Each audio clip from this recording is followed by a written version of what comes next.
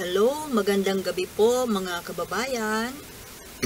Ito pong muli ang inyong kakwentuhan, Sultana de Manila. Ngayon po, gusto ko pong talakayan sa inyo itong isang pirasong balita dito sa politico.com. Ang title po ay Siguradong Panalo sa 2028. Panelo Eyes, Sara Duterte, Robin Padilla Tandem. Nabasa ko na po yung the whole news, pero hindi ko na uulitin pa. Ilahad ko lang po yung aking reaksyon. Alam niyo mga kababayan, itong si Attorney Panelo, isa itong matalinong tao eh. Bukod sa kanyang edad, ibig sabihin, marami na itong wisdom na nahakot, nakatambak sa utak. Abogado ito, profesor. Matalino. Bilib nga ako dito mag-English eh, galing. Naiingit ako sa magagaling mag-English. Kasi ako hindi. Ngayon, dito pa lang po sa title ng balita, malaking question na po yung mabubuo natin, ano? Biruin mo, isang matalinong abogado, matanda na supposed to be full of wisdom, tapos ang pipiliin na ang mamanukin na pangulo at pangalawang pangulo ay si Sara Duterte at si Robin Padilla. Okay, maintindihan natin na si Sara Duterte ang manok niya dahil Duterte ito. Siyempre, amo niya Duterte eh. Wala na tayong magagawa dyan sa Sara Duterte na yan dahil inaasahan na po yan ng publiko na talagang tatakbo. Pero, sa ganang Vice President, dalawa ang minamanok po ni Panelo. Una, first choice kumbaga ni Panelo ay si dating Pangulong Duterte. So, ibig sabihin, siya itong nagpapalutang ng Duterte 2028. Presidente yung anak, Vice President yung tatay na dati nang naging Pangulo. At alam natin kung ano ang naging kapalaran ng bansa natin nung siya ang nagpapatakbo ng ating bansa. Well, hindi rin naman nakapagtataka dahil amo niya nga ang mga Duterte. So, para sa kanya, kung sakaling hindi tatakbo si dating Pangulong Digong bilang bise ng kanyang anak, ang ipupush niya si Robin Padilla. Ano ba naman itong mga choices na ito ni Panelo? Una, saan nagbabase si Panelo sa pagpili ng mamanukin sa pinakamataas na posisyon? Well, I can say pinakamataas. Pangalawa sa pinakamataas, considered pinakamataas na rin. Dahil kapag na kinailangan ng palitan yung nasa taas niya, automatic, di ba? Imagine, just if ever lang, if ever, na halimbawa, may nangyari kunwari sa, kung naging Pangulo, kung nanalo itong dalawang ito, itong Duterte-Padilla tandem na ito. Halimbawang, hindi naman natin inaano, halimbawa lang, theoretical, hindi na makapag-perform ang Sara Duterte bilang Pangulo, at si Robin Padilla ang papalit, Anong itsura natin? Anong klaseng pagpapalakad ang mangyayari ng isang Robin Padilla? Well, of course, alam naman natin na Robin Padilla will just be ano lang siya, parang front lang, pain. Hindi naman talaga sa kanya manggagaling lahat na idea ng pagpapatakbo. But, alam nyo, knowing Robin Padilla, nakikita ko kasi sa kanyang character na kahit ganyan siya, mayroon siyang mga advisors, nakarely siya sa mga mas matatalino sa kanyang paligid, pero meron din po siyang tendencies na pwedeng gumawa ng desisyon all by himself. Lalo pa, bakit? Akong presidente. Sino kayo? Meron siyang tendency ganun. Nakikita ko. Ngayon, una, itong si Panelo.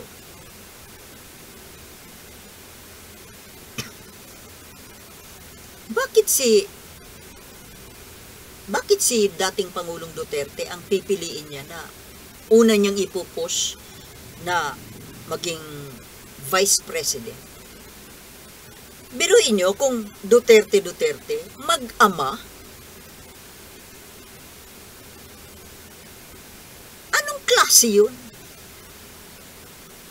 Anong tawag doon? Parang sobrang kapal ng mukha.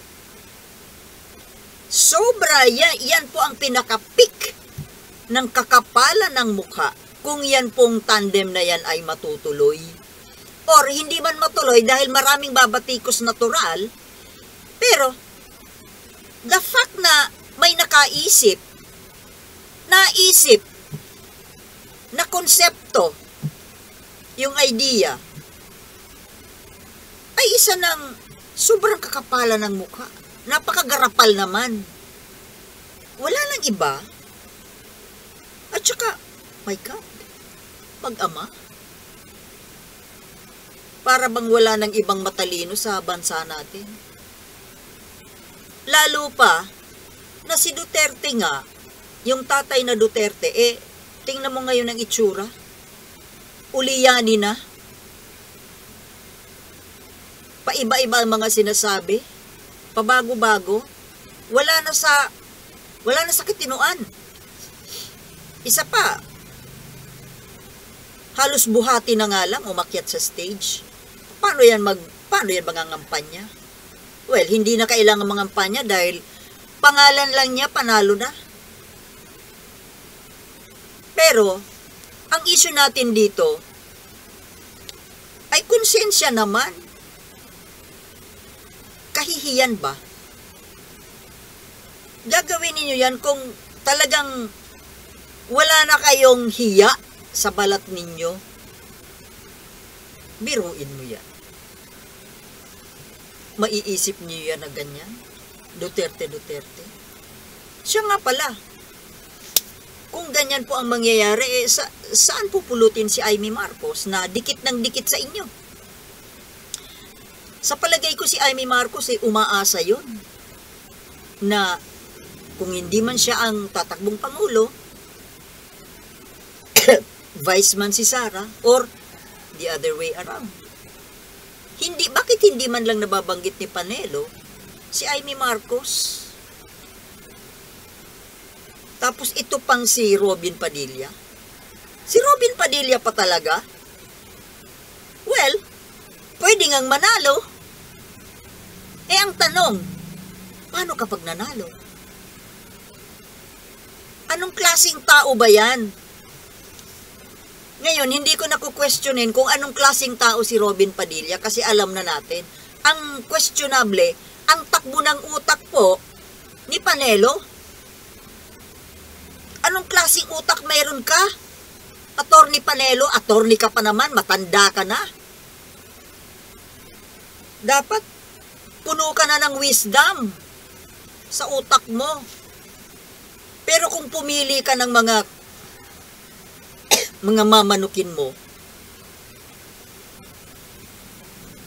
piruin mo, Robin Padilla. My goodness. Senador nga lang eh. Hindi na siya bagay doon. Presidente pa. Anong ibig mo sabihin? Panelo. Namimili ka lang ng mamanukin mo dahil siguradong panalo kamo. Yun lang ba ang basihan? Yun lang ang basihan mo? Yung siguradong panalo? Panelo? Hindi mo man lang ba titignan yung ano dyan? Curriculum vitae? Anong kaya nang gawin yan? Sa ganung kataas na posisyon? Ni hindi nga makapag-English? Puro lang yabang? Mariosip yung mga tao natin ngayon sa gobyerno, parang lang po pinaglalaroan ng public service eh. Ginagawa na lang katatawanan, joke. Joke na lang ang lahat. Anong kayang gawin ng isang Robin Padilla na humawak ng ganun kataas na posisyon?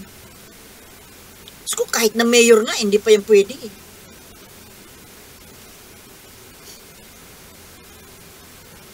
Kagawad, pwede. Or tanod. Total, mahilig naman sa baril eh. Mayabang naman eh. Maangas ba? Barangay tanod, pwede. Vice President. Anong klaseng utak mayroon itong si Panelo na ito? Ang basihan lang ng pagpili ng mamanukin niya bilang Pangulo at pangalawang Pangulo ay sa siguradong mananalo. Sino ang boboto dyan? Yung mga tagahanga niya sa mga pelikula niya na puro suntukan? Sana napunta ang utak nitong si Panelo na ito? Buwisit ka? Nakakabilib pa naman sana na kung titignan mo si Panelo, kagalang-galang eh. Ang galing sa communication skills. Magaling mag-English. Abogado. Matalino tingnan. Pero ang laman ng utak, di mo maintindihan eh. Bulok. Bulok. Yan ang nakukuha mo, Panelo, sa paglalagi dyan sa DDS camp. Ang mga kasamahan mo dyan, mga bulok. Pati ikaw, bulok na rin.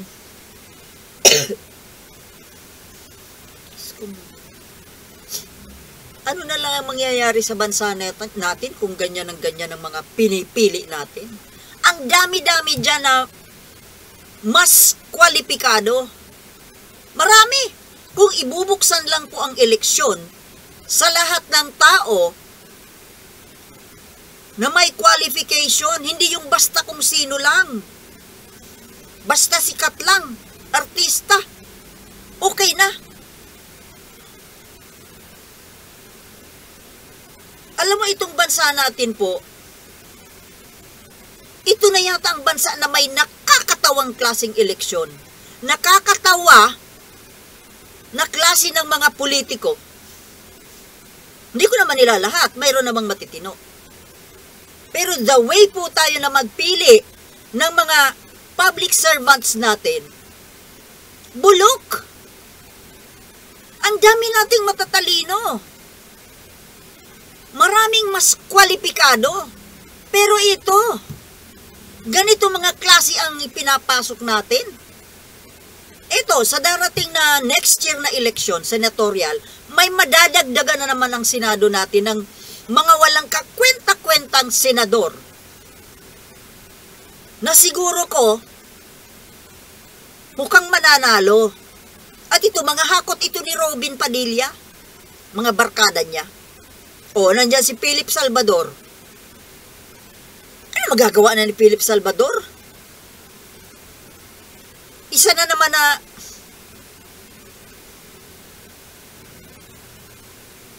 Willie Rebillame eh. Nandiyan na nga si Lito Lapid. Ang mga utak ay nasa kamao. Sus, Mariosep. Lito Lapid. Robin Padilla. Jinggoy. Bong Revilla. Tapos madadagdagan ng Philip Salvador. Ng Willie Rebillame. My God. Kung bakit kasi kayo dyan sa, well, malabo nga talagang mapalitan ang sistema ng pagpipili ng eleksyon dahil kayo-kayo rin lang naman kasi ang gumagawa ng batas eh. Mano kaya kung gumawa tayo ng batas na mayroong certain qualifications para sa ganitong klaseng posisyon. The higher the position, the higher should be the qualifications. Hindi yung kahit sino na lang na mga drop out, tapos mga walang manners dahil nga walang pinag-aralan.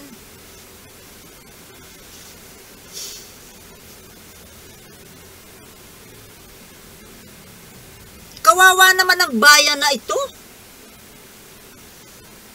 Pinamumunuan ng mga walang kwentang tao. Kayo may kasalanan dyan, kayo ng mga gumagawa ng batas. May mako, ito bang Comelec natin eh? Pwede ba itong gumawa ng batas na siya ang magtatalaga ng kung anong mga kwalifikasyones sa bawat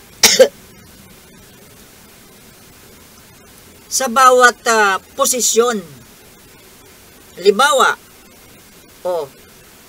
ang mga barangay chairman ngayon, pwede na walang pinag-aralan. Although sa ngayong panahon na advance na po tayo, mukhang hindi na po pwede yung hindi nakapag-college. Pero nangyayari pa rin kahit sino. Kasi sa laki ng mga pondo na hinahawakan. Tsaka advance na nga po tayo. Ngayon, from barangay level, city, municipal level, provincial, iba-iba dapat pataas. Habang tumataas ang posisyon, tumataas din ang qualification. Hindi yung, my God.